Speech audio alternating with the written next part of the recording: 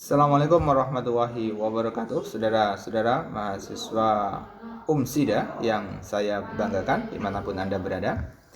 Alhamdulillah kita bisa berjumpa kembali ya secara daring dalam perkuliahan mata kuliah Pancasila. Oke, tema yang akan kita bahas pada topik kali ini berjudulkan Pancasila sebagai dasar negara Republik Indonesia. Oke. Pada pembahasan sebelumnya kita sudah berbincang tentang sejarah perumusan Pancasila sebagai dasar negara, kemudian implementasi Pancasila dari masa ke masa, dari masa Orde Lama, Orde Baru, Reformasi, Pasca Reformasi hingga masa kini. Nah, sekarang kita akan masuk pembahasan secara khusus tentang pentingnya memahami Pancasila sebagai sebuah dasar negara Republik Indonesia.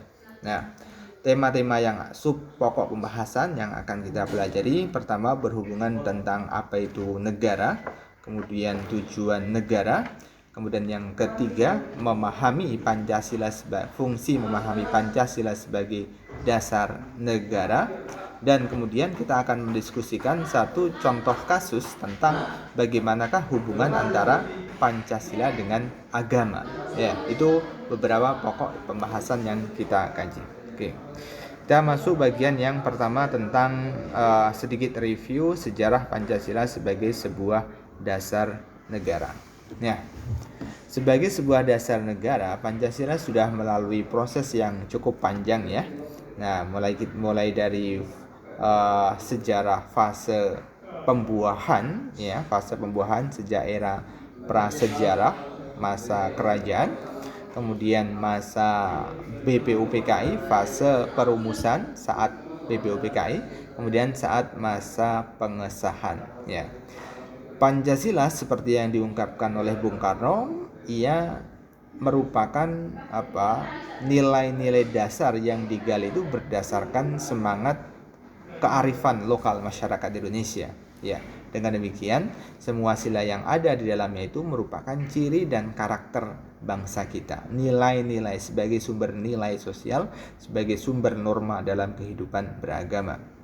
Dan ini yang disepakati oleh para founding father, mulai dari tokoh nasionalis ataupun tokoh-tokoh dari kalangan agamawan ya, kalangan religius, sampai pada fase pengesahan Piagam Jakarta dan hingga perubahan pada sila pertama dengan 7 kata di dalamnya. Ketuhanan dengan kewajiban menjalankan syariat Islam bagi pemeluknya menjadi ketuhanan yang Maha Esa.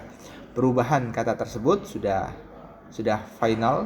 Dengan demikian keterbukaan dan sikap menerima sikap kelogowan dan sekaligus sikap kebangsaan yang dicontohkan oleh para tokoh-tokoh bangsa. Oke, karena itulah Pancasila ini merupakan Darul Ahdi dalam bahasa konsep Muhammadiyah itu ya, Darul Ahdi. Dia merupakan sebuah rumah perjanjian. Ya, rumah perjanjian, dan ada kesepakatan bersama, ada social agreement, kesepakatan bersama untuk mewujudkan dasar negara itu. Ya, kemudian yang kedua wasyahadah, tergantung kemudian bagaimana sikap kita sebagai warga negara untuk mengisi kemerdekaan ini dengan perilaku positif. Syahadah, bersaksi sebagai warga negara untuk memberikan kontribusi yang positif terhadap bangsa dan negara. Nah, kemudian berikutnya tentang konsep negara.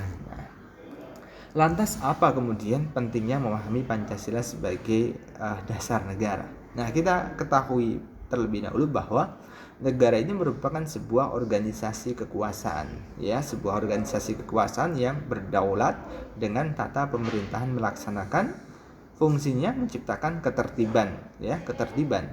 Ya. Dengan adanya negara, maka diharapkan social welfare, kesejahteraan sosial itu bisa terwujud. Ya. Dengan adanya rakyat, kemudian adanya pemerintah, dengan adanya undang-undang, ya, dengan aturan-aturan yang ada, ketertiban dan kesejahteraan umum bisa terwujudkan. Ya, tentunya negara-negara yang di dalamnya itu penduduknya senantiasa berbuat baik. Kalau dalam bahasa agama itu, andai saja dalam sebuah penduduk itu mereka beriman dan bertakwa terhadap Tuhannya, maka niscaya Tuhan akan membuka keberkahan dari langit dan bumi. lau amanu ahlul qura la fatahna alaihim barakatin minas sama'i wal ard. Caranya apa? Caranya tentunya pemerintah dan warga negaranya harus berbuat baik. Pemerintahnya adil, warga negaranya juga taat pada aturan-aturan hukum, tidak melakukan deviasi-deviasi sosial atau penyimpangan-penyimpangan sosial. Nah, ini ya konsep negara dan demikian. Nah, jadi apa tujuan negara dengan demikian? Nah, tujuan negara adalah sama. Semua negara itu punya cita-cita untuk menciptakan kesejahteraan dan kebahagiaan. Namun, jalan untuk mencapai kesejahteraan dan kebahagiaan bagi setiap negara itu berbeda-beda. Maka setiap negara itu memiliki sistem pemerintahannya masing-masing. Ya, ada berbagai macam bentuk sistem pemerintahan yang ada di dunia ini. Dan Indonesia juga memiliki sistem pemerintahan yang berbeda dengan negara-negara luar, ya. Nah, oke. Ada pemerintahan yang bersifat kolektif, kemudian ada pemerintahan yang bersifat individualis. Kalau dalam istilah zaman sekarang itu ada dua buah ideologi yang besar, ada ideologi kapitalis, kemudian ada ideologi sosialis, ya. Kapitalis itu biasanya ada di negara-negara Eropa, Amerika, sementara sosialis komunis basisnya di Uni Soviet, Rusia, Cina, ya, Amerika Latin. Nah, mereka memiliki cita-cita yang sama untuk menciptakan kesejahteraan, namun sistem pemerintahan yang digunakan berbeda. Kalau kapitalis, sosialis lebih mengedepankan sisi materialisme sebagai tujuan utama, kebebasan dan seterusnya, pasar bebas dalam konteks ekonomi, ya. Dalam sosialis, komunis lebih terpusat dalam sistem pemerintahannya, ya, egalitarian, sama rata, sama rasa, utopianya Karl Marx yang diterapkan. Nah, nanti kalian akan belajar seperti apa ideologi-ideologi tokoh kekirian dari Karl Marx, kemudian tokoh-tokoh Frankfurt School, ya, madhab-madhab kritis yang ada di Jerman, ya. Itu tokoh-tokoh kirian, kebanyakan dari kalangan sosialis komunis. Nah, tentu dua ideologi tadi berbeda dengan bangsa kita. Kita punya ideologi tersendiri, berbeda dengan negara-negara luar. Oke.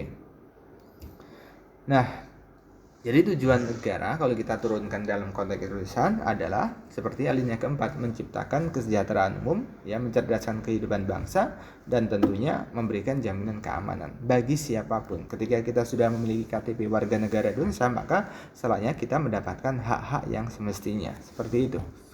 Oke. Nah, terus pertanyaannya adalah mengapa Pancasila sebagai dasar negara perlu dikaji? Ini pertanyaan yang perlu kita jawab bersama, ya. Nah, sebagai Pancasila sebagai dasar negara tentu prosesnya cukup panjang. Kita tidak ingin mengadopsi negara-negara Eropa dengan ideologi kapitalis atau sosialis komunis atau ideologi-ideologi lain yang ada di pemerintahan-pemerintahan luar sana, ya, pemerintahan asing. Kita harus berdiri di kaki sendiri sesuai dengan karakter khas masyarakat yang kita miliki. Nah, karakter khas masyarakat yang kita miliki kemudian terakomodir di dalam sebuah ideologi Pancasila.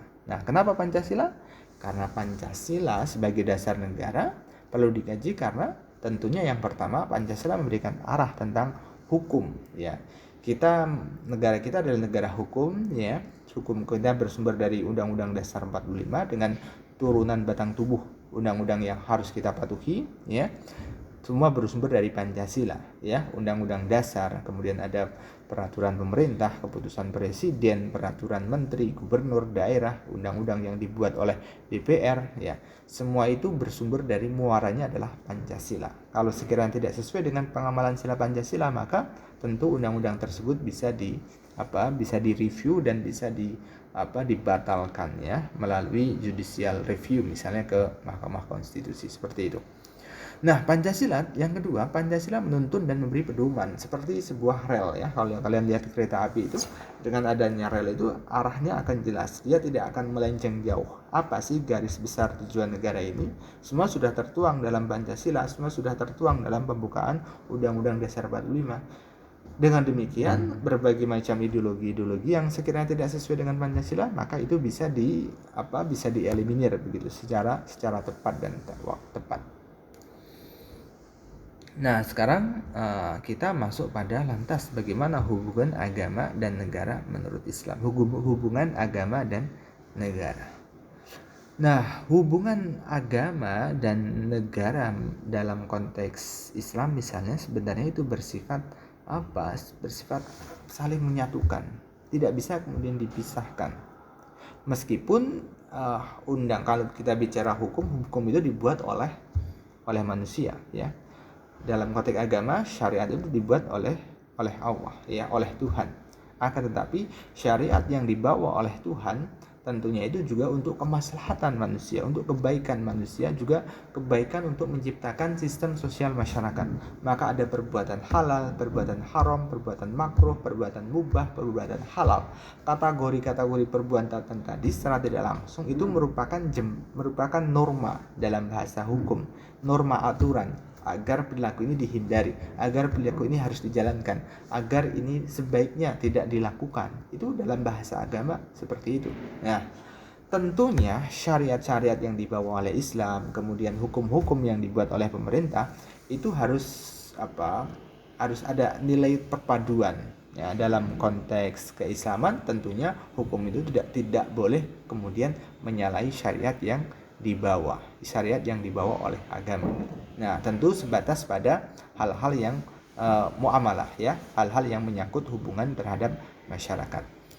Nih, jadi ada dua di sini, ya. Ada hubungan yang bersifat integralistik dan simbiosis, ya. Integralistik merupakan totalitas di mana agama merupakan suatu kesatuan yang tidak dapat dipisahkan, ya.